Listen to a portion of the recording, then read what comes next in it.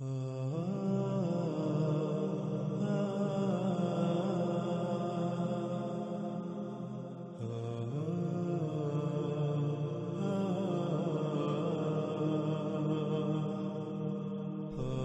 Screen پر آپ کو سورہ الاعراف کی آیت نمبر 123 نظر آ رہی ہے۔ اس آیت میں دیکھیں تو اس میں کیا ہے؟ کہا فرعون نے، تم نے اس کی دعوت کو تسلیم کر لیا اس سے پہلے کہ میں تمہیں اس کی اجازت دیتا، میں تمہیں اس کا حکم دیتا؟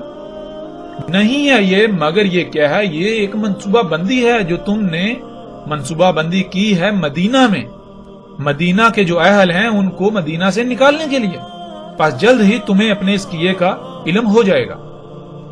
ناظرین، اس آیت میں یہ سمجھا جاتا ہے کہ فرعون نے یہ کہا کہ تم نے مدینہ میں منصوبہ بندی، یہ سارا کچھ منصوبہ بندی کے تحت کیا تاکہ جو مدینہ کے اہل ہیں یعنی کہ آل فرعون ان کو مدینہ سے نکال دیا جائے اور پیچھے مدینہ پر خود قبضہ کر لیا جائے۔ یعنی کہ آج اکثریت یہ سمجھتی ہے کہ لفظ مدینہ کا استعمال فرعون نے کیا، حالانکہ حقیقت یہ نہیں ہے، کیونکہ سب سے پہلی بات یہ کہ اب غور کریں کہ کیا فرعون کی زبان عربی تھی؟ کیا اس وقت مصر میں عربی بولی جاتی تھی؟ جب فرعون کی زبان عربی تھی ہی نہیں تو پھر فرعون لفظ مدینہ کس طرح استعمال کر سکتا ہے؟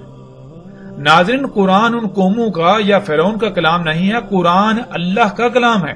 ماضی میں جو حالات و واقعات پیش آئے، جو کچھ ہوا، اللہ سبحانہ و تعالیٰ نے اسے اپنے الفاظ میں بیان کیا، اپنے الفاظ میں، اور قرآن الحکیم ہے۔ اللہ سبحانہ و تعالیٰ نے جو الفاظ استعمال کیے ان میں انتہائی حکمت ہے، ان میں بہت گہرائی ہے، وہ بہت سارے حقائق کو کھولتے ہیں، ان میں بہت سے حقائق پوشیدہ ہیں۔ اس لیے فرعون نے یہ نہیں کہا مدینہ، بلکہ فرعون نے تو اس وقت یہی کہا کہ تم نے یہاں جہاں فرعون کی حکومت ہے مصر میں، جو کہ اس وقت کریا تھی، مصر کریا تھا، تم نے یہاں مصر سے، یہاں جہاں آل فرعون کی حکومت ہے، آل فرعون کو یہاں سے نکالنے کے لیے، نکلوانے کے لیے تم نے یہ ساری منصوبہ بندی کے تحت یہ سب کچھ کیا۔ اپنے وہ سائنسدانوں کو کہہ رہا ہے۔ قرآن اللہ کا کلام ہے، آج قرآن میں اللہ سبحانہ تعالیٰ نے وہاں پر لفظ مدینہ استعمال کیا۔ کیوں لفظ مدینہ استعمال کیا یہ بعد کی بات ہے، اس پر آنے والی ایک سال میں تفصیل سے بات کریں گے، لیکن یہاں یہ دیکھنا ہے کہ اس آیت میں لفظ مدینہ آیا تو ناظرین غور کریں یہ کس مدینہ کا ذکر ہے۔ اگر مدینہ سے مراد یہی بستی ہے جو سعودی عرب میں موجود ہے، جس کا نام یثرب ہے، جس کو آج اکثریت مدینہ مدینہ کہتی ہے، تو پھر کیا آل فرعون کی حکومت یہاں تھی؟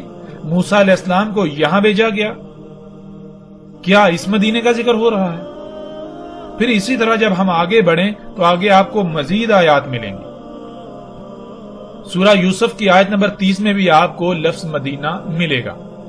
یوسف علیہ السلام کہاں تھے، کہاں پر ان کو حکومتی عہدہ ملا؟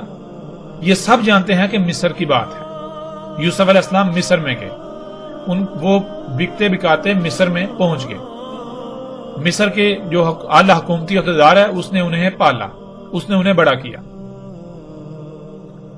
تو ناظرین اب غور کریں کہ یہاں بھی جب اللہ سبحانہ وتعالیٰ نے لفظ مدینہ استعمال کیا، اگر مدینہ سے مراد یہی بستی ہے، یہی شہر ہے، بلد ہے جسے آج آپ مدینہ کہتے ہیں، جو سعودی عرب موجود ہے، تو کیا یہ واقعہ یا یوسف علیہ السلام اس مدینہ میں آئے؟ کیا یہ واقعہ اس مدینہ کا ہے؟ اسی طرح آپ سورہ الکہف میں دیکھتے ہیں کہ اصحاب کہف کا واقعہ، اس واقعے میں بھی جب آپ دیکھیں تو اس میں بھی لفظ مدینہ کا استعمال ہوا۔ تو ناظرین غور کریں پھر وہی سوال کہ کیا اصحاب کہف اس مدینے میں تھے جسے آج آپ مدینہ کہتے ہیں، یا پھر اللہ سبحانہ تعالیٰ کس بستی کو، کس خطے کو مدینہ کہہ رہے ہیں؟ یعنی کہ اس وقت اسے مدینہ نہیں کہا جاتا تھا، یا فرعون کے وقت بھی مصر کو مدینہ نہیں کہا جاتا تھا، مصر ہی کہا جاتا تھا۔ اب اللہ تعالیٰ اسے یا تو کریا کہیں گے یا پھر مدینہ کہیں گے۔ جب تک وہاں فرعون کی حکومت تھی تو تب تک یعنی فرعون جب تک وہاں کا رب تھا تو وہ مدینہ نہیں، وہ کریا ہے۔ پھر جب وہاں رب اللہ کو بنا لیا جاتا ہے، اللہ رب بن جاتا ہے، تو وہ مدینہ کہلائے گا۔ اس لیے اللہ سبحانہ تعالیٰ نے وہاں پر مدینہ لفظ استعمال کیا۔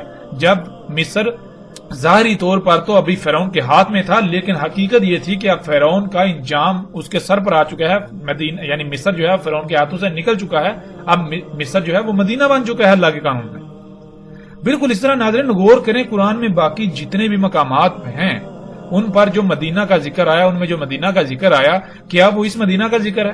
جیسے سورہ الکہف میں دیکھیں موسیٰ علیہ السلام اور اللہ کے ایک جو عبد ہیں ان کا واقعہ ہے، تو اس میں کیا ہے، انہوں نے جو ایک دیوار جو ہے وہ سیدھی کی، تو انہوں نے کیا کہا، یہ دیوار کن دو لڑکوں کی ہے جو یتیم ہیں؟ وہاں بھی لفظ مدینہ کا آیت میں آپ دیکھ سکتے ہیں۔ تو کیا وہ موسیٰ علیہ السلام اور اللہ کے عبد کیا وہ اس مدینہ میں آئے تھے جسے آج آپ مدینہ کہتے ہیں، جو سعودی عرب کی بستی ہے؟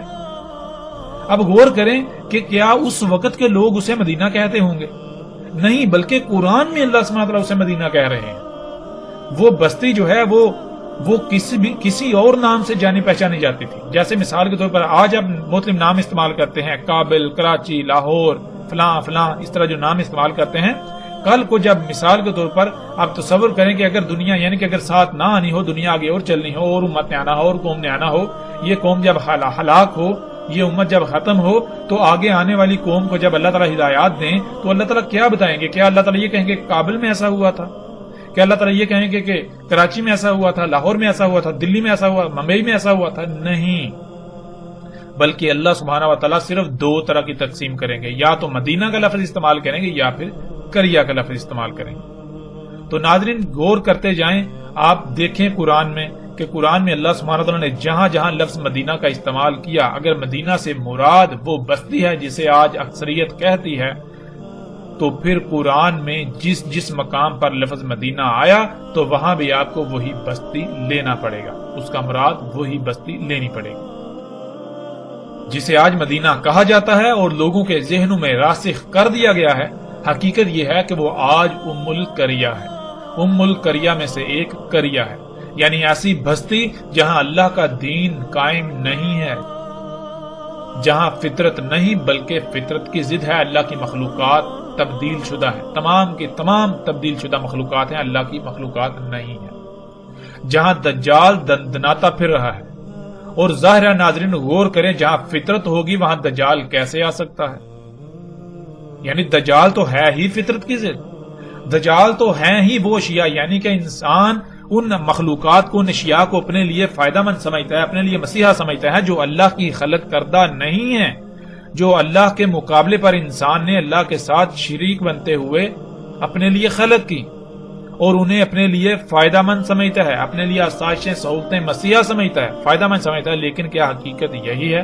کیا وہ حقیقتاً فائدہ مند ہے یا یہ محض دجل ہے؟ یہ تمام کی تمام اشیاء، یہ تمام کی تمام مخلوقات دجال ہیں، دجال ہے۔ ظاہر ہے جو خطہ، جو بستی، جو علاقہ فطرت پر ہوگا تو وہاں دجال کیسے آ سکتا ہے؟ جب ہے ہی فطرت تو فطرت تو دجل نہیں ہے۔ فطرت تو جو ظاہر نظر آتی ہے اس کا دوسرا پہلو بھی ویسا ہے، یعنی کہ فطرت جو ہے وہ اس کے دونوں پہلو پرفیکٹ ہیں۔ اللہ سبحانہ وتعالیٰ نے اسے مکمل خلق کیا، بغیر کسی خامی کے، بغیر کسی سائیڈ افیکٹ کے، بغیر کسی کجی کوتاہی کے، وہ مکمل، وہ پرفیکٹ ہے، وہ دجل نہیں ہے، وہ دجال نہیں ہے۔ اور جہاں فطرت نہیں ہوگی دجال وہیں ہوگا۔ پھر روایات میں ہم جب دیکھیں تو ہمیں بہت ساری ایسی چیزیں ملیں گی، ایسی باتیں ملیں گی کہ جن میں ایسے ایسے الفاظ بھی آئے۔ مثال کے طور پر روایات میں یہاں تک آیا دجال ظاہر ہوگا پوری زمین پر سوائے مکہ اور مدینہ کے، یعنی کہ مکہ اور مدینہ میں دجال داخل نہیں ہوگا، وہاں ظاہر نہیں ہوگا، وہاں موجود نہیں ہوگا، باقی پوری زمین پر دجال ظاہر ہوگا۔ ظاہر ہونا کسے کہتے ہیں؟ وہ شے جو بالکل کھلم کھلا نظر آ رہی ہے، سامنے موجود ہے۔ پوری زمین پر دجال موجود ہوگا، نظر آ رہا ہوگا، لیکن پہچانے گا اسے مومن ہی صرف۔ اب ناظرین غور کریں، دجال اگر ایک شخص ہے، ایک انسان ہے، ایک بشر ہے، تو کیا وہ بیک وقت پوری زمین پر ظاہر ہو سکتا ہے؟ پوری زمین پر نظر آ سکتا ہے سوائے مکہ اور مدینہ کے؟ بہرحال مکہ کیا ہے اس کے اوپر بھی اگلی ایک ساتھ میں آئندہ بات ہوگی۔ جیسے ہی ہمارا مدینہ کا موضوع مکمل ہوگا تو ہم پھر مکہ کے اوپر بھی بات کریں گے۔ تو ناظرین واپس آتے ہیں اپنے موضوع کی طرف کہ دجال جو ہے مدینہ میں داخل نہیں ہوگا، اور آج لوگوں کے ذہنوں میں یہ راسخ کر دیا گیا کہ مدینہ سے مراد وہ بستی، وہ شہر ہے جو سعودی عرب میں موجود ہے، جس کا نام یثرب ہے۔ لیکن حقیقت کیا ہے؟ حقیقت یہ نہیں ہے۔ مسلم کی روایت جو آپ کو اس وقت اسکرین پر نظر آ رہی ہے اس میں دیکھیں، اس میں رسول اللہ صلی اللہ علیہ وآلہ وسلم نے مدینہ کیا ہے اس کی کس طرح سے نشاندہی کی، اس کی وضاحت کس طرح سے کر دی کہ مدینہ کسے کہتے ہیں، مدینہ ہوتا کیا ہے۔ کہا رسول اللہ صلی اللہ علیہ وآلہ وسلم نے کہ مجھے حکم ہوا ہے، مجھے امر ہوا ہے ہجرت کا ایسی قریہ کو جو کھا جائے گی تمام قریہ کو۔ کہا جاتا ہے اسے یثرب، اور حالانکہ یعنی در حقیقت وہ کیا ہے، وہ مدینہ ہے، یعنی کہ اس کا قدر میں اس کو مدینہ کر دیا گیا۔ مدینہ لوگوں کی ایسے چھانٹی کر دیتا ہے جیسے بھٹی لوہے کا خبز، گند، زنگ وغیرہ چھانٹی کر کے اس سے دور کر دیتی ہے، لوہے سے زنگ کی، گند کی نفی کر دیتی ہے۔ ناظرین، ہمیں اس روایت میں بالکل واضح رسول اللہ صلی اللہ علیہ وآلہ وسلم کے یہ الفاظ ملتے ہیں کہ جب رسول اللہ صلی اللہ علیہ وآلہ وسلم نے ہجرت نہیں کی تھی اور ہجرت کا حکم رسول اللہ صلی اللہ علیہ وآلہ وسلم کو مل گیا تھا، تو اس وقت رسول اللہ صلی اللہ علیہ وآلہ وسلم نے یثرب کو مدینہ نہیں کہا بلکہ یثرب کو ام القریہ کہا۔ رسول اللہ صلی اللہ علیہ وسلم نے کہا کہ مکہ سے یثرب کی طرف ہجرت کا اللہ سبحانہ تعالی نے حکم دیا ہے اور یثرب کو قریہ کہا ہے، تو غور کریں ہجرت سے پہلے یثرب کو رسول اللہ صلی اللہ علیہ وآلہ وسلم قریہ کہہ رہے ہیں، ایسی قریہ جو تمام قریہ کو کھا جائے گی۔ پھر رسول اللہ صلی اللہ علیہ وآلہ وسلم کہتے ہیں حالانکہ وہ مدینہ ہے، یعنی کہ رسول اللہ صلی اللہ علیہ وسلم کی ہجرت سے پہلے وہ قریہ تھی، جیسے ہی ان کو ہجرت کا حکم ہوا ہے تو اب اس کی قدر میں لکھا جا چکا، یعنی کہ اس میں کی یہ قسمت میں ہے کہ اب وہ مدینہ بن جائے گی، قریہ نہیں رہے گی، یعنی کہ ہجرت کا حکم ہو گیا ہے تو ظاہر ہے ہجرت کا حکم کہاں ہوگا۔ وہ قریہ تھی، ایسی بستی تھی جہاں اللہ کا دین قائم نہیں تھا، جہاں فطرت نہیں تھی، جہاں فطرت میں مداخلت کی جا رہی تھی، اور جب اللہ سبحانہ و تعالیٰ نے رسول اللہ صلی اللہ علیہ وسلم کو ہجرت کا حکم دیا تو اب وہ قریہ نہیں رہے گی بلکہ اب وہاں فطرت قائم ہو جائے گی، اب وہاں فطرت میں تبدیلیاں نہیں کی جائیں گی، مداخلت نہیں کی جائے گی، یوں وہ پھر مدینہ کہلائے گا۔ پھر وہ مدینہ کیا ہے؟ رسول اللہ صلی اللہ علیہ وسلم نے کہا تھا کہ وہ تمام قریہ کو کھا جائے گی، یعنی جب یثرب جو کہ ام القریہ ہے وہ قریہ سے مدینہ بن جائے گی، یہاں یعنی دین قائم ہو جائے گا، وہاں دین قائم ہو جائے گا تو وہ قریہ سے مدینہ بن جائے گا، پھر وہی مدینہ آس پاس کی تمام قریہ کو کھا جائے گا، یعنی قریہ کا وجود مٹا دے گا۔ مطلب یہ کہ یا تو وہاں اللہ کا دین قائم ہو جائے گا، وہاں کے رہنے والوں کو فطرت پر قائم ہونا پڑے گا، فطرت میں مداخلت سے باز آنا پڑے گا، یا پھر انہیں صفا ہستی سے مٹا دیا جائے گا۔ یہ تھا اس قریہ کا تمام قریہ کو کھانا۔ اور ناظرین حقیقت دیکھیں، کیا ایسا نہیں ہوا؟ ذرا غور تو کریں، کیا ایسا نہیں ہوا؟ لیکن اگر ہم مدینہ سے مراد یثرب کو لے لیں تو سوال یہ پیدا ہوتا ہے کہ پھر رسول اللہ صلی اللہ علیہ وآلہ وسلم نے ہجرت سے پہلے مدینہ کیوں نہیں کہا تھا؟ یعنی رسول اللہ صلی اللہ علیہ وسلم نے ہجرت سے پہلے اسے مدینہ نہیں بلکہ قریہ کہا، اور پھر اسے یثرب، یعنی یثرب اس کا نام موجود ہے، یثرب کے نام سے وہ اس وقت جانی پہچانی جاتی تھی، آج بھی اسے یثرب کہتے ہیں، آج بھی اسے یثرب کہا جاتا ہے، لیکن مدینہ کے نام سے مشہور کر دیا گیا، نام لقب اس کا آج بھی یثرب ہے اور دوسرا لقب اس کا مدینہ بن چکا ہوا ہے۔ تو ناظرین غور کریں، اگر یہی بستی مدینہ ہے، یہی بستی مدینہ تھی تو رسول اللہ صلی اللہ علیہ وآلہ وسلم نے ہجرت سے پہلے اسے قریہ کیوں کہا، اور ہجرت کے بعد ہی وہ مدینہ کیسے بنی؟ ذرا غور تو کریں، حقیقت ہر لحاظ سے آپ کے سامنے آ جائے گی۔ پھر ناظرین اگلی روایت میں دیکھیں، اس میں رسول اللہ صلی اللہ علیہ وآلہ وسلم کہتے ہیں، رسول اللہ صلی اللہ علیہ وآلہ وسلم نے کہا، آئے گا لوگوں پر ایسا زمانہ، دعوت دے گا آدمی اپنے سسر کے بیٹے، اپنے چچا تایا کے بیٹے کو کہ آؤ خوشحالی، مال و دولت، سہولتوں، آسانیوں والے خطے کی طرف، آؤ مال و دولت، سہولتوں، آسائشوں، عیاشیوں کے خطے کی طرف۔ اور مدینہ یعنی جہاں اللہ کا دین قائم ہوگا، یعنی جو خطہ، جو بستی فطرت پر ہوگا، خیر ہوگا وہ خطہ ان کے لیے۔ مگر اگر وہ تھے غور و فکر کرتے، اگر وہ اس کا علم رکھتے، اور اس ذات کی قسم جس کے قبضہ قدرت میں میرا نفس ہے، نہیں نکلتا ان میں سے کوئی ایک بھی بھوک، افلاس، سختیوں وغیرہ کی وجہ سے مدینہ سے، مگر اللہ اس کی جگہ کسی اور کو بھیج دیتا ہے مدینہ میں جو خیر ہوتا ہے۔ جان لو مدینہ یعنی جہاں اللہ کا دین قائم ہوتا ہے، یعنی وہ خطہ جو فطرت پر ہوتا ہے، وہ ایسے ہے جیسے بٹی، لوہے کی بٹی جو نکال دیتی ہے خبز کو، یعنی کہ جیسے لوہے کی بٹی ہوتی ہے، جب لوہا بٹی میں ڈالا جاتا ہے تو بٹی لوہے کو پگھلا کر اس کے اندر جتنا بھی زنگ اور خبث ہوتا ہے وہ نکال کر لوہے کو خالص بنا دیتی ہے، بالکل اسی طرح مدینے کی مثال ہے۔ مدینہ ایسی جگہ ہوتی ہے، ایسا خطہ ہوتا ہے کہ جو اس کی سختیاں جو ہیں وہ اپنے اندر سے رائی برابر بھی جس کے اندر نفاق ہوتا ہے اسے نکال دیتی ہیں۔ مدینے کے اندر صرف خالص مومن ہی رہ سکتے ہیں۔ مدینہ اپنے اندر سے تمام کا تمام خبث گند نکال دیتا ہے، نفاق شرک نکال دیتا ہے، کفر نکال دیتا ہے۔ وہ مشرک ہوتے ہیں، جو منافق ہوتے ہیں، وہ مدینہ میں رہ سکتے ہی نہیں، وہ ان ساتھیوں کا سامنا کر ہی نہیں سکتے۔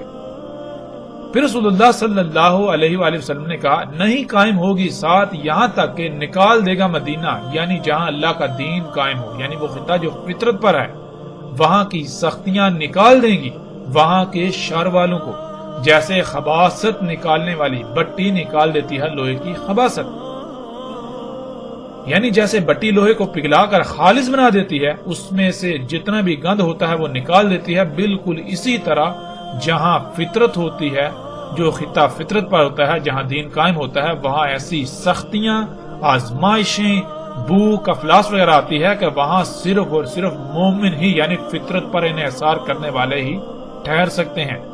جن کے دل میں یا جس کے دل میں رائی برابر بھی نفاق و شر ہو وہ وہاں نہیں ٹھہر سکتا۔ اس طرح مدینہ اپنے گند کو نکال دیتا ہے۔ تو ناظرین غور کریں، جسے آج تک آپ مدینہ کہتے آئے اور مدینہ سمجھتے ہیں، مدینہ سمجھ رہے ہیں، کیا اس میں یہ خصوصیات ہیں؟ کیا اس میں یہ صلاحیتیں ہیں؟ کیا اس میں یہ صفات ہیں؟ کیا اس میں ایسی سختیاں ہیں؟ کیا وہاں بھوک کا، سختیوں کا، آزمائشوں کا سامنا کرنا پڑتا ہے؟ ناظرین ذرا غور تو کریں، وہاں تو طرح طرح کی آسائشیں ہیں، سہولتیں ہیں، بلند و بانگ عمارتیں ہیں، ایک سے بڑھ کر ایک سہولیات ہیں، آسائشیں ہیں۔ وہاں تو دجال کا حمار دن دناتا پھر رہا ہے، وہاں تو دجال دن دنا رہا ہے، تو وہ کیسے مدینہ ہو سکتا ہے؟ ناظرین ذرا غور تو کریں۔ اس کے برعکس غور کریں، جب دجال آیا، یہ جب آسائشیں، سہولتیں سامنے آئیں، جن کو یہ لوگ جو ہے دجال کو، ان مخلوقات، ان اشیاء کو، یہ انسان کے اپنے ہاتھوں سے خلق کی ہوئی اشیاء کو سہولتوں، آسائشوں کا نام دیتے ہیں، جب اس طرح کے یہ جدید معاشرے وجود میں آئے تو کیسے لوگوں نے ان مقامات کو چھوڑ کر ان مقامات کی طرف ہجرت کی؟ کیسے کی؟ غور تو کریں۔ کیا پوری دنیا سے لوگوں نے ہجرت نہیں کی؟ لوگ یورپ، امریکہ، کینیڈا کی طرف بھاگتے چلے گئے، پھر لوگ جو ہے وہ جو فطرت کے اوپر ہیں، فطرتی مقامات پر تھے جہاں یہ سہولتیں، یہ آسائشیں نہیں ہیں، وہاں سے شہروں کی طرف رخ کیا۔ دنیا میں لوگوں کی ایک بڑی تعداد جو ہے وہ گاؤں میں رہنے کے بجائے شہروں میں رہنے کو ترجیح دیتی ہے۔ کیوں؟ کیونکہ شہروں میں سہولتیں ہیں، آسائشیں ہیں، آسانیاں ہیں، طرح طرح کی موجیں ہیں، عیاشیاں ہیں۔ تو ناظرین غور کریں، آپ اپنی آنکھوں سے یہ سب کچھ ہوتا ہوا نہیں دیکھ رہے، نہیں دیکھا آپ نے؟ ذرا غور تو کریں۔ پھر اسی طرح ناظرین آگے بڑھتے ہیں اور غور کرتے ہیں، مزید روایت ہے، آپ سکرین پر روایت کو دیکھ رہے ہیں۔ رسول اللہ صلی اللہ علیہ وآلہ وسلم نے کہا شام فتح ہوگا، پس نکل جائیں گے مدینہ سے برے لوگ، بری قوم اپنے اہل و عیال کے ساتھ سواریوں کو چلاتے ہوئے۔ پھر یمن فتح ہوگا، پس نکل جائے گی قوم یعنی مدینہ کے برے لوگ مدینہ سے اپنے اہل و عیال کے ساتھ سواریوں کو چلاتے ہوئے۔ پھر عراق فتح ہوگا، پس نکل جائیں گے برے لوگ، بری قوم مدینے سے اپنے اہل و عیال کے ساتھ سواریوں کو چلاتے ہوئے، اور مدینہ خیر تھا ان کے لیے اگر وہ غور و فکر کرتے تو انہیں اس بات کا علم ہوتا۔ اب ناظرین غور کریں، سوال یہ پیدا ہوتا ہے کہ رسول اللہ صلی اللہ علیہ وآلہ وسلم یہ کہہ رہے ہیں کہ شام فتح ہوگا تو لوگ جو برے لوگ ہیں وہ مدینہ سے نکل جائیں گے اپنے اہل و عیال کے ساتھ۔ پھر یمن فتح ہوگا تو لوگ مدینے سے نکلیں گے، برے لوگ اپنے اہل و عیال کے ساتھ۔ پھر عراق فتح ہوگا تو لوگ مدینے سے نکلیں گے، برے اپنے اہل و عیال کے ساتھ۔ ناظرین غور تو کریں، کیا ایسا ممکن ہے؟ یعنی کہ اگر مدینے سے مراد یہی بستی ہے جسے آج مدینہ کہا جاتا ہے، سعودی عرب کا جو یثرب ہے، تو ناظرین تصور کریں فتح شام ہو رہا ہے تو لوگ اس مدینے سے کیوں نکلیں گے؟ پھر فتح جو ہے وہ یمن ہو رہا ہے تو لوگ اس مدینے سے کیوں نکلیں گے؟ فتح عراق ہو رہا ہے تو لوگ اس مدینے سے کیوں نکلیں گے؟ ناظرین ذرا غور کریں، کیا اس بات کا جواب کسی کے پاس ہے؟ یعنی کہ زلزلہ امریکہ میں آ رہا ہے اور نقصان پاکستان میں ہو رہا ہے، جنگ شام میں ہو رہی ہے اور لوگ پاکستان میں مر رہے ہیں۔ ناظرین کیا ایسا ممکن ہے؟ زلزلہ آسٹریلیا میں آئے، دنیا کے ایک کونے میں آئے، اور زلزلے سے نقصان کہاں ہو رہا ہے؟ جی پاکستان میں ہو رہا ہے۔ کیا ایسا ممکن ہے؟ ناظرین غور تو کریں، اس کا جواب بالکل واضح ہے۔ جیسے رسول اللہ صلی اللہ علیہ وآلہ وسلم نے کہا تھا، ہجرت سے پہلے یثرب کو کریا کہا، ہجرت کے بعد وہ مدینہ بن گئی۔ بالکل اسی طرح شام فتح ہوگا تو ناظرین شام فتح کن کے ہاتھوں ہوگا؟ غور تو کریں، کن کے ہاتھوں شام کے فتح ہونے کی بشارت رسول اللہ صلی اللہ علیہ وسلم نے دی تھی؟ رسول اللہ صلی اللہ علیہ وسلم نے تو مومنوں کو کہا تھا کہ تم جو ہے وہ شام پر چڑھائی کرو گے تو اسے فتح کر دو گے، یعنی کہ شام فتح سے پہلے، مومنوں کے ہاتھ آنے سے پہلے کریا ہوگی۔ شام پہلے کریا تھا، رسول اللہ صلی اللہ علیہ وآلہ وسلم کی موجودگی میں شام کریا تھا، یمن کریا تھا، عراق کریا تھا۔ تو جب مومن اسے فتح کریں گے تو وہاں فطرت قائم ہوگی، یعنی وہ پھر کریا نہیں رہے گا، شام مدینہ بن جائے گا۔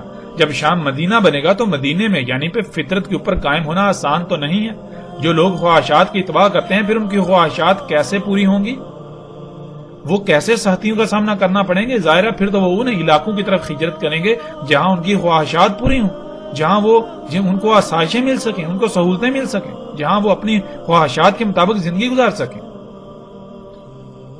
اسی طرح یمن فتح ہونے سے پہلے کریا ہے، ایک خطہ ہے جسے لوگ یمن کے نام سے جانتے ہیں، اس کا لقب، اس کا نام یمن ہے، لیکن اس کا اسم کریا ہے۔ جب مومنوں کے ہاتھ میں آئے گا تو وہاں فطرت قائم ہو جائے گی، یعنی فطرت میں چھیڑ چھاڑ روک دی جائے گی، تو وہ مدینہ کہلائے گا، مدینہ بن جائے گا۔ جب یمن مدینہ بنے گا تو ظاہر ہے پھر مدینے میں برے لوگ کیسے رہ سکتے ہیں؟ جن کے اندر رائے برابر بھی نفاق ہو وہ کیسے رہ سکتے ہیں مدینے میں؟ اس طرح ناظرین جب فتح عراق ہوگا تو عراق فتح ہونے سے پہلے کریا ہے۔ جیسے مثال کے طور پر ایک شخص ہے تو اس کا نام لکشمن ہو، اس کا نام لکشمن ہو، اس کا لقب لکشمن ہو، وہ ایمان لانے سے پہلے مشرک ہے، مشرک کہلائے گا، لیکن جب وہ ایمان لے آئے گا تو پھر وہ مومن کہلائے گا۔ بالکل اسی طرح ایک بستی، ایک خطہ جب وہ فطرت پر نہیں ہے، وہاں پر اللہ کی مخلوقات میں یعنی فطرت میں تبدیلیاں کی جا رہی ہیں تو وہ کریا کہلائے گی، اس کا اسم کریا ہے۔ جب وہاں دین قائم ہوگا، وہ فطرت پر ہوگی، وہ فطرت پر خطہ ہوگا تو اسے مدینہ کہا جائے گا۔ اور فطرت پر قائم ہونا کیا آسان ہے؟ ناظرین غور کریں، آج اگر کوئی خطہ فطرت پر قائم ہو تو وہاں آپ جا کر زندگی گزار سکتے ہیں؟ ذرا غور تو کریں، آپ کو وہاں کیسے زندگی گزارنا پڑے گی؟ ناظرین ذرا غور تو کریں، کیا ان سختیوں کا سامنا آپ کر پائیں گے؟ ظاہر ہے ان سختیوں کا سامنا صرف اور صرف وہی لوگ کر پائیں گے جو خالص اللہ کے غلام ہوں گے۔ ان کو علم ہے کہ ہم نے اللہ کے ساتھ ایک رائے برابر بھی شرک نہیں کرنا۔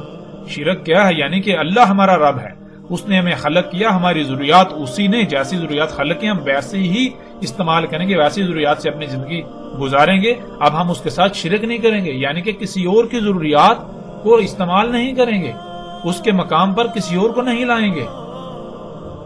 تو ناظرین غور کریں، حقیقت ہر لحاظ سے بالکل آپ کے سامنے ہے۔ اس روایت کو جب آپ پڑھیں، اپنے سامنے رکھیں تو کئی سوالات پیدا ہوتے ہیں، جن میں سب سے پہلا سوال یہ ہے کہ فتح شام ہو رہا ہے اور لوگ مدینے سے نکل رہے ہیں جو کہ برے لوگ ہیں۔ پھر فتح یمن ہو رہا ہے تو مدینے سے برے لوگ نکل رہے ہیں۔ پھر فتح عراق ہو رہا ہے تو مدینے سے برے نکل رہے ہیں۔ ایسا کیسے ہو سکتا ہے؟ یعنی اگر مدینہ سے مراد حجاز جسے آج سعودی عرب کہا جاتا ہے، اس کی بستی یثرب ہے جسے آج مدینہ کہا جاتا ہے، تو پھر یہ بات عقل میں نہیں آ سکتی اور نہیں آئے گی۔ بالکل ایسی ہی بات کہ آپ کہیں کہ بھوک مجھے لگی ہے اور کھانا میرے ہمسائے نے کھایا، زلزلہ مشرق میں آیا اور اس زلزلے کی وجہ سے نقصان مغرب میں ہوا۔ متاثر مغرب کے لوگ ہوئے، یہ کیسے ممکن ہے؟ حالانکہ رسول اللہ صلی اللہ علیہ وآلہ وسلم نے بہت ہی لاجواب خبر دی تھی جو آج ہم اپنی آنکھوں سے دیکھ رہے ہیں۔ ناظرین، مدینہ کیا ہے؟ رسول اللہ صلی اللہ علیہ وآلہ وسلم نے خود اس کی کھول کھول کر وضاحت کر دی۔ اس کے علاوہ قرآن میں اللہ سبحانہ و تعالیٰ نے بھی مدینہ کی کھول کھول کر ہر لحاظ سے وضاحت کر دی۔ اب حقائق اتنے کھل جانے کے باوجود بھی اگر لوگ اپنی ضد پر قائم رہیں گے، اگر سب کچھ کھل کر سامنے آ جانے کے باوجود بھی وہ اپنی آنکھیں بند کریں گے، وہ اندھے بنے رہیں گے، تو پھر ایسا کرنے والے جان لیں کہ وہ نقصان صرف اور صرف اپنا ہی کریں گے۔ ان قریب انہیں اس کا علم ہو جائے گا، وہ اپنی آنکھوں سے حقیقت کو دیکھ لیں گے۔ وہ وقت بالکل سر پر آ چکا ہے کہ حقیقت ہر لحاظ سے سامنے لے آئی جائے گی۔ وہ وقت جب آنکھیں پھٹی کی پھٹی رہ جائیں گی۔ فیصلہ آپ کے اختیار میں ہے کہ آیا آپ اپنی آنکھوں کو بند کر کے بندر کی طرح ان مولیوں کے پیچھے چلتے ہیں، یا پھر آپ غور و فکر کرتے ہیں۔ اللہ سبحانہ و تعالیٰ نے قرآن میں بار بار غور و فکر کا کہا، بار بار غور و فکر کا کہا۔ جو غور و فکر نہیں کرتے، اللہ سبحانہ و تعالیٰ نے انہیں قرادہ بندر قرار دیا۔ اور جو لوگ ماضی میں اگر کوئی غلطی ہوتی ہے اس میں غور و فکر کر کے اس غلطی کو دور نہیں کرتے، اسی غلطی کو دوبارہ دہراتے ہیں، اس پر قائم رہتے ہیں، اس پر ڈٹتے ہیں، تو اللہ سبحانہ و تعالیٰ نے ایسے لوگوں کو قرآن میں خنزیر کہا، سور کہا۔ اب فیصلہ آپ کے ہاتھ میں ہے کہ آپ اللہ کے قانون میں کس مقام پر کھڑا ہونا پسند کرتے ہیں۔ آپ آنکھیں بند کر کے سور و بندر کی طرح انہی ملاؤں کے پیچھے چلتے ہیں، یا پھر حق کو ہر لحاظ سے کھلنے کے بعد اس کو تسلیم کرتے ہیں، غور و فکر کرتے ہیں۔ فیصلہ آپ کے اپنے ہاتھ میں ہے۔ کئی روایات میں رسول اللہ صلی اللہ علیہ وآلہ وسلم نے اسی وقت کے بارے میں کہا تھا، اس وقت دین پر قائم ہونا ایسے ہی ہوگا جیسے کہ جلتا ہوا انگارہ اپنی مٹھی میں لینا۔ تو ناظرین، آج غور کریں کہ کیا اگر آج آپ فطرت پر قائم ہوتے ہیں تو کیا بالکل ایسی ہی سختیوں کا سامنا نہیں کرنا پڑے گا؟ کیا بالکل آپ کی حالت ایسی ہی نہیں ہوگی جیسے کہ جلتا ہوا انگارہ مٹھی میں جکڑ لیا ہو؟ مدینہ تو حقیقتاً لوہار کی بٹی کی مانند ہوتا ہے۔ جب پوری دنیا دجال کو اپنا رب بنا چکی ہے تو اس وقت اگر کسی خطے میں اللہ کا دین قائم ہوتا ہے یا قائم ہے جو خطہ فطرت پر ہے، تو وہاں کے رہنے والوں کا انجام بالکل ایسا ہی ہوگا کہ جیسے ان کو آگ میں ڈال دیا گیا ہے۔ ان کو انتہائی سخت ترین حالات کا سامنا کرنا پڑے گا، ان کو قحط کا سامنا کرنا پڑے گا، ان کو آگ و بارود کی بارش کا سامنا کرنا پڑے گا، ان کو بھوک و افلاس کا سامنا کرنا پڑے گا، ان کو طرح طرح کی سختیوں آزمائشوں کا سامنا کرنا پڑے گا۔ ایسے وقت میں تو صرف وہی مدینہ میں رہ سکتے ہیں جن میں ایمان ہوگا، جن میں رائے برابر بھی نفاق نہ ہو، کیونکہ وہی صرف اور صرف اللہ پر توکل کرنے والے ہوں گے جن کے اندر نفاق کی رائے بھی نہ ہوگی۔ مدینے کی یہ سختیاں ہر اس کو باہر نکال لیں گی جس کے اندر رائے برابر بھی نفاق ہوگا۔ ناظرین، غور کریں، اپنے گریبان میں جھانکیں کہ آیا کہ آپ حق پر ہیں یا پھر حق کھل جانے کے باوجود آپ آنکھیں بند کر کے اپنا ہی نقصان کرنے پر تلے ہوئے ہیں۔ حقیقت ہر لحاظ سے آپ کے سامنے ہے۔ ناظرین، الحمدللہ ہم نے تفصیل کے ساتھ جان لیا کہ مدینہ سے مراد کیا ہے، یعنی مدینہ عربی میں کسے کہتے ہیں، اور مدینہ میں دجال داخل نہیں ہو سکے گا۔ مدینہ سے مراد سعودی عرب کی بستی یثرب نہیں ہے، بلکہ ہر وہ بستی یا خطہ جہاں دین قائم ہو، یعنی جو فطرت پر ہے۔ اور پھر ظاہر ہے جہاں اللہ کا دین قائم ہوگا، یعنی جو خطہ جو علاقہ فطرت پر ہوگا، تو وہاں ہر شے اللہ سبحانہ تعالیٰ کے حکم سے خلق ہوگی، پروان چڑھے گی، وہاں کوئی بیماری نہیں ہوگی، کوئی فساد نہیں ہوگا، کوئی خرابی نہیں ہوگی۔ یہ سب خامیاں خرابیاں وہی ہوں گی جہاں دجال ہوگا، یعنی جہاں غیر اللہ ہوگا، جہاں غیر اللہ کی خلق ہوگی۔ ناظرین، حق اس قدر کھل جانے کے باوجود بھی اگر یہ تسلیم کر لیا جائے کہ مدینہ سے مراد یثرب ہی ہے، سعودی عرب کی بستی جسے آج مدینہ کہا جاتا ہے، کہ وہاں دجال داخل نہیں ہو سکے گا، تو پھر سوال یہ پیدا ہوتا ہے کہ مسند احمد اور مستدرک الحاکم میں روایت موجود ہے جس میں رسول اللہ صلی اللہ علیہ وآلہ وسلم نے کہا تھا کہ دجال احد پہاڑ پر چڑھے گا، دجال احد پہاڑ پر چڑھے گا اور اپنے اصحاب سے کہے گا کہ یہ سفید محل دیکھ رہے ہو، یہ احمد کی مسجد ہے، اور اس کے بعد دجال مدینہ کی طرف آئے گا، لیکن مدینہ کے ابواب پر ملائکہ کا پہرا پائے گا۔ اس وقت مدینہ کے 7 ابواب ہوں گے اور 3 بار مدینہ کو ترجف کرے گا، یعنی مدینہ پر آگ و بارود برسائے گا، جس سے ہر منافق مدینہ سے نکل کر اس کی طرف بھاگ جائے گا، یعنی دجال کی طرف بھاگ جائے گا، ہجرت کر جائے گا، اور مدینہ اپنے اندر سے سارے کا سارا خبث نکال دے گا، اور رسول اللہ صلی اللہ علیہ وآلہ وسلم نے اسے یوم الخلاص کہا۔ اب ناظرین غور کریں، اگر مدینہ یہی بستی ہے جسے یہ کہتے ہیں وہاں دجال داخل نہیں ہو سکے گا، تو ناظرین احد پہاڑ پر دجال کیسے چڑھ سکتا ہے؟ کیونکہ احد پہاڑ تو اسی بستی کے اندر موجود ہے۔ آپ سکرین پر دیکھیں اور آپ غور و فکر کریں کہ جسے آج مدینہ کہا جا رہا ہے، کیا احد پہاڑ عین اس کے وسط میں موجود نہیں؟ ناظرین غور تو کریں، جب دجال احد پہاڑ پر آ جائے گا تو پھر مدینہ تو ظاہر ہے مدینے کا تو اندر آ گیا، بھائی مدینے کے کئی کلومیٹر اندر آ کر وہ احد پہاڑ پر چڑھ گیا، اب اور کتنا اندر آنا ہے؟ اگر مدینہ وہی ہے تو پھر دجال احد پہاڑ پر کیسے آ سکتا ہے؟ اور پھر رسول اللہ صلی اللہ علیہ وسلم یہ کہہ رہے ہیں کہ احد پہاڑ پر آئے گا، اس کے بعد وہاں سے وہ مدینے کی طرف رخ کرے گا، وہاں سے مدینے کی طرف رخ کریں گے، مدینے کی طرف جانے کا ارادہ کرے گا۔ اب ناظرین یہ دیکھیں کہ یثرب جسے یہ مدینہ کہتے ہیں، وہاں تو پہلے ہی دجال موجود ہے، احد پہاڑ کے اوپر پہلے ہی اس مدینے میں دجال موجود ہے جسے یہ مدینہ قرار دیتے ہیں۔ اب وہاں سے مدینے کی طرف جائے گا، مدینے کا رخ کرے گا، تو ناظرین غور کریں، پھر یہ مدینہ ہے یا مدینہ کوئی اور ہے؟ یہ تو بات بالکل واضح ہوتی ہے کہ یہ مدینہ نہیں ہوگا اس وقت مدینہ کچھ اور ہوگا، کوئی اور خطہ ہوگا، اور مدینہ کے 7 ابواب ہوں گے اس وقت، ان پر ملائکہ کا پہرا ہوگا۔ ناظرین ابواب باب کی جمع ہے، باب کا ترجمہ دروازہ کیا جاتا ہے، دروازے کو باب نہیں کہتے۔ باب عربی میں کسے کہتے ہیں اس کا ذکر بھی ہم پیچھے کئی مقامات پر کر چکے ہیں۔ باب کسی مادی دروازے کو نہیں کہتے، بلکہ باب کہتے ہیں داخل ہونے یا نکلنے کے مقام کو۔ قرآن میں اللہ سبحانہ وتعالی نے کئی مقامات پر لفظ اولی الالباب کا، جو باب کو اپنا ولی بناتے ہیں، اپنے مشن میں اپنا معاونکار بناتے ہیں، ان کے لیے ہدایت ہے، وہ حق کو سمجھ سکتے ہیں۔ تو کیا ناظرین لوگوں کے دماغوں میں سارے میں دروازے ہوتے ہیں؟ اس طرح کے دروازے مادی دروازے ہوتے ہیں؟ نہیں۔ جیسے اگر کسی کے ذہن میں کوئی بات ڈالنی چاہیں اور وہ انسان اس بات کو تسلیم نہ کر رہا ہو، یعنی اسے اپنے دماغ میں داخل نہ ہونے دے رہا ہو، تو اس کی کسی کمزوری کو سامنے رکھ کر اس کمزوری کا فائدہ اٹھاتے ہوئے یا کسی دلیل کی بنیاد پر اس بات کو اس انسان کے دماغ میں داخل کر دی جائے، داخل کرنا، تو وہ کمزوری یا وہ دلیل باب کہلائے گی۔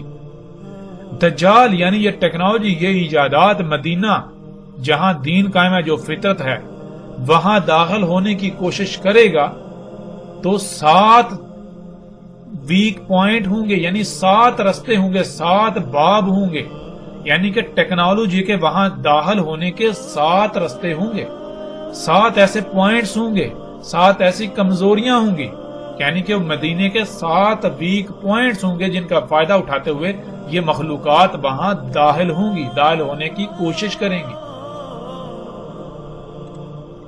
ایسا ہرگز نہیں ہے کہ وہ 7 فزیکلی دروازے مادی دروازے، نہیں، بالکل نہیں۔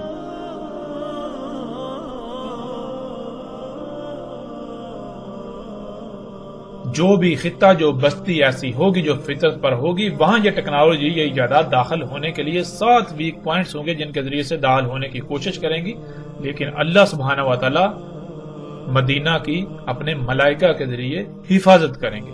یعنی کہ اس ٹیکنالوجی کی ایجادات کو وہاں داخل نہیں ہونے دیں گے. اگر داخل ہوگی بھی تو صرف اسی حد تک کہ وہ جو 7 ویک پوائنٹس ہے ان کی حد تک انتہائی تھوڑی، جو کہ بعض روایات میں یہ بات ملتی ہے کہ دجال جو ہے وہ مدینہ میں داخل ہونے کی کوشش کرے گا تو اس کی یعنی کہ کچھ چیزیں دجال کی جو ہے وہ داخل ہو پائیں گی. کچھ چیزیں جن میں کھادوں کا ذکر ہے، جن میں جنیاتی بیجوں کا یا اس طرح کی یعنی اس طرح کی کچھ چیزوں کا ذکر ہے کہ یہ چیزیں مدینہ کی حدود میں داخل ہو پائیں گی. اب ناظرین سوال تو یہ پیدا ہوتا ہے کہ اگر مدینہ یہی ہے جس کا نام یثرب ہے تو پھر دجال احد پہاڑ پر کیسے چڑھ گیا؟ حالانکہ احد پہاڑ تو یثرب کے اندر موجود ہے. حجاز کی بستی جس کا نام یثرب ہے اور مدینہ کے نام سے مشہور ہے، اس کا رقبہ 227.4 مربع میل ہے. احد پہاڑ یثرب کے عین وسط میں موجود ہے. احد پہاڑ مسجد نبوی سے صرف 3.52 کلومیٹر کی دوری پر ہے.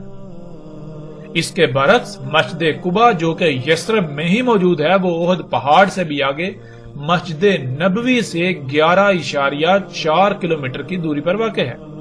یعنی احد پہاڑ تو یثرب کے درمیان واقع ہے، یثرب کے وسط میں موجود ہے. اگر مدینہ سے مراد یہی مدینہ ہے جو یثرب ہے جسے آج ہر کوئی مدینہ کہنے پر بضد ہے، تو پھر دجال مدینہ کے کئی کلومیٹر اندر احد پہاڑ پر کیسے چڑھ آئے گا، کیسے چڑھ سکتا ہے؟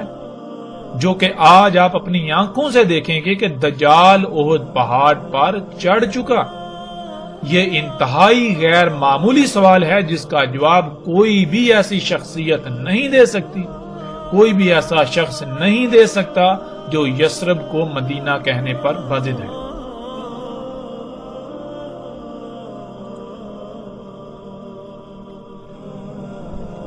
ناظرین جیسے جیسے ہم آگے بڑھیں گے تو آگے ایسی روایات بھی آئیں گی جن میں رسول اللہ صلی اللہ علیہ وآلہ وسلم کے یہ الفاظ ملیں گے کہ رسول اللہ صلی اللہ علیہ وآلہ وسلم نے اس وقت کے بارے میں کہا تھا کہ اس وقت الحجاز سے نکل جانا. تم کیا کرنا؟ حجاز سے ہجرت کر جانا، وہاں سے نکل جانا، وہاں نہ رہنا، وہاں سے اپنے اہل و عیال کو لے کر نکل جانا. تو جو اللہ کے رسول حجاز سے نکلنے کا حکم دے رہے ہیں وہ کیسے حجاز کے اندر ایک بستی کو مدینہ کہہ سکتے ہیں اس وقت کے لیے؟ ایسا ممکن ہی نہیں. رسول اللہ صلی اللہ علیہ وآلہ وسلم کے الفاظ کے عین مطابق آج موجودہ وقت میں کوئی مومن ایسا نہیں ہو سکتا جو الحجاز میں رہے. جو رہیں گے وہ سب کے سب دجال کی اتباع کر رہے ہوں گے، دجال کو اپنا رب بنائے ہوئے ہوں گے. دجال ٹیکنالوجی ہے، یہی ایجادات ہیں، یہی اشیاء ہیں جو فطرت کی ضد ہیں، فطرت کے مقابلے پر جو ہیں. موجودہ دور کی تمام ایجادات دجال آج احد پہاڑ پر موجود ہے جسے آج آپ اپنی آنکھوں سے دیکھ سکتے ہیں. احد پہاڑ پر بڑے بڑے ٹاورز لگے ہوئے آپ دیکھ سکتے ہیں. جب یہ ٹاورز یعنی دجال احد پہاڑ پر آیا تو حیران کن طور پر اس وقت محمد رسول اللہ صلی اللہ علیہ وآلہ وسلم کی مسجد کو سفید محل کی شکل میں تعمیر کر دیا گیا، سفید محل کی شکل میں ڈال دیا گیا. جب تک دجال یعنی یہ ٹیکنالوجی احد پہاڑ پر نہیں آئی تھی تب تک مسجد نبوی سفید محل کی طرح نظر نہیں آتی تھی. اور دجال کے اصحاب جو کہ ٹیکنالوجی کو اپنا رب بنائے ہوئے ہیں آج احد پہاڑ پر چڑھتے ہیں تو بالکل سامنے یعنی کہ احد پہاڑ کے اوپر دجال بھی موجود ہے اور اس کو رب بنانے والے جو اس کے اصحاب ہیں وہ بھی موجود ہیں. تو بالکل سامنے مسجد نبوی سفید محل کی طرح دیکھتے ہیں، ان کو سفید محل کی طرح مسجد نبوی نظر آ رہی ہوتی ہے. اے اللہ کے رسول محمد صلی اللہ علیہ وآلہ وسلم، آپ نے سچ کہا تھا، آپ نے سچ کہا تھا. اے اللہ کے رسول محمد رسول اللہ صلی اللہ علیہ وآلہ وسلم، آپ نے ایک ایک لفظ سچ کہا تھا اور میں آپ کی ایک ایک بات کی تصدیق کر رہا ہوں. میں نے آپ کی ایک ایک بات کی تصدیق کر دی. اب اگر کوئی تسلیم کرتا ہے تو تسلیم کرے، اگر کوئی تسلیم نہیں کرتا تو تسلیم نہ کرے۔ ان قریب اللہ سبحانہ و تعالیٰ اپنا فیصلہ سنانے ہی والے ہیں۔ ناظرین، آپ سکرین پر نظر آنے والی تصاویر میں دیکھ سکتے ہیں کہ دجال کے اصحاب، دجال کے ساتھی، یعنی جن لوگوں نے دجال کو اپنا رب بنایا ہوا ہے، جو اپنی ضروریات کو پورا کرنے کے لیے انہی مصنوعی اشیاء پر توکل کرتے ہیں، انہی پر انحصار کرتے ہیں، انہی سے اپنی ضروریات پوری کرتے ہیں، وہ جب احد پہاڑ پر چڑھتے ہیں تو وہ سامنے مسجد نبوی کو بالکل سفید محل کی طرح دیکھتے ہیں۔ آج مسجد نبوی احد پہاڑ سے بالکل سفید محل کی طرح نظر آتی ہے۔ سیٹلائٹ سے لی گئی تصاویر بھی آپ کے سامنے ہیں۔ آپ گوگل ارتھ سے سیٹلائٹ سے لی گئی تصویر کو بھی خود اپنی آنکھوں سے دیکھ سکتے ہیں اور احد پہاڑ پر کھڑے ہو کر بھی اپنی آنکھوں سے یہ مشاہدہ کر سکتے ہیں۔ یثرب میں آج ہر طرف ٹیکنالوجی یعنی دجال دندناتا نظر آتا ہے۔ آج یثرب مدینہ نہیں بلکہ قریہ ہے، اور قریہ نہیں بلکہ ام القریہ ہے۔ جو قریہ ہیں ان کی ماں ہے یہ۔ جیسے رسول اللہ صلی اللہ علیہ وآلہ وسلم نے کہا تھا کہ دین اجنبی تھا اور عنقریب دوبارہ اجنبی ہو جائے گا، تو جب دین اجنبی تھا رسول اللہ صلی اللہ علیہ وآلہ وسلم کی بعثت سے پہلے، جب دین اجنبی تھا تو اس وقت یثرب قریہ تھی، تو پھر جب دوبارہ دین اجنبی ہو جائے گا تو کیا یثرب مدینہ رہے گا یا پھر قریہ بن جائے گا؟ ناظرین، جس زاویے سے، جس پہلو سے بھی آپ غور کریں، حقیقت آپ کے بالکل سامنے ہے۔ جب دین دوبارہ اپنی اسی حالت میں لوٹ جائے گا تو پھر یثرب کیسے مدینہ رہ سکتا ہے؟ پھر یثرب کس طرح مدینہ ہو سکتا ہے؟ ذرا غور تو کریں۔ ناظرین، حقائق ہر لحاظ سے آپ کے سامنے ہیں۔ اس کے علاوہ بھی بہت سے دلائل ہیں، لیکن اگر ہم ان پر بات کریں گے تو ہمارا موضوع مزید لمبا ہو جائے گا۔ اب تک جو حقائق ہم سامنے لا چکے ہیں، ہم یہ بات ہر لحاظ سے ثابت کر چکے ہیں کہ سعودی عرب کی بستی، سعودی عرب کا شہر مدینہ نہیں ہے، اور دنیا کی کوئی طاقت ہماری اس بات کا رد نہیں کر سکتی۔ دنیا کا کوئی شخص اس کا رد نہیں کر سکتا۔ دنیا کا کوئی شخص، دنیا کا کوئی ایک بھی شخص، دنیا کی کوئی طاقت اس یثرب کو مدینہ ثابت نہیں کر سکتی۔ اللہ کے فضل سے جن لوگوں نے آج تک گمراہ کیا، ان کی حقیقت آپ کے بالکل سامنے آ چکی۔ جیسے جیسے ہم آگے بڑھیں گے تو اللہ کے فضل سے مزید ایسے ایسے حقائق آپ کے سامنے آئیں گے کہ آپ دنگ رہ جائیں گے، آپ چونک جائیں گے کہ ان حقائق کو آپ سے کیوں چھپایا گیا۔ بہرحال اس میں صرف اس طبقے کا ہی قصور نہیں، اس میں آپ کا بھی قصور ہے کہ آپ بندروں کی طرح ان لوگوں کے پیچھے پیچھے اس طرح چلتے ہیں کہ جیسے بندر کسی کی نقل کرتا ہے، خود سے غور و فکر نہیں کرتا۔ آپ بھی خود سے غور و فکر نہیں کرتے۔ آپ اپنی آنکھیں بند کر کے ان لوگوں پر اس طرح اعتماد کر رہے ہیں کہ جیسے کہ یہ اللہ کے بھیجے ہوئے ہیں، یہ اللہ کے رسول ہیں۔ جب یہ اللہ کے رسول نہیں ہیں تو آپ کیوں ان لوگوں پر اعتماد کر رہے ہیں آنکھیں بند کر؟ آپ خود سے غور و فکر کیوں نہیں کرتے؟ قرآن میں اللہ سبحانہ و تعالیٰ نے بار بار بار بار اس کے اوپر زور دیا کہ غور و فکر کرو، غور و فکر کرو، غور و فکر کرو، اندھوں کی طرح اپنے آباء و اجداد کے پیچھے نہ چلو، ان لوگوں کے پیچھے نہ چلو۔ تو ناظرین، پھر قصور کس کا؟ قصور اس طبقے سے بڑھ کر تو پھر آپ کا اپنا بن جاتا ہے۔ ذرا غور تو کریں۔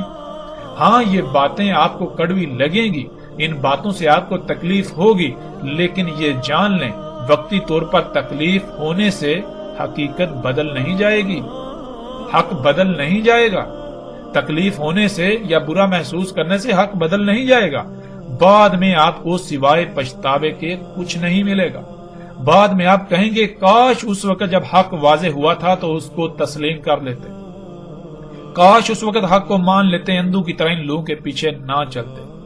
بعد میں ناظرین سوائے کاش کے کچھ نہیں رہے گا۔ غور کریں، پچھلی ایک ساتھ میں پچھلی اقوام کے اوپر کھول کھول کر بات ہو چکی کہ ان اقوام نے کیا کیا تھا اور ان اقوام کے ساتھ کیا ہوا۔ آج ان کا آپ کو نام و نشان تک نہیں ملتا، اور آخرت میں ان کے ساتھ کیا ہونا ہے، کیا ہوگا، اس کی بھی وضاحت اللہ سبحانہ وتعالی نے قرآن میں کر دی۔ ناظرین، کہیں ایسا نہ ہو کہ آپ حق ہر لحاظ سے کھل کر واضح ہو جانے کے باوجود بھی اپنی خواہشات کی ہی اتباع میں اپنے آپ کو نشان عبرت بنوا بیٹھیں، دنیا اور آخرت میں انتہائی ہلاکت خیز سودا کر بیٹھیں۔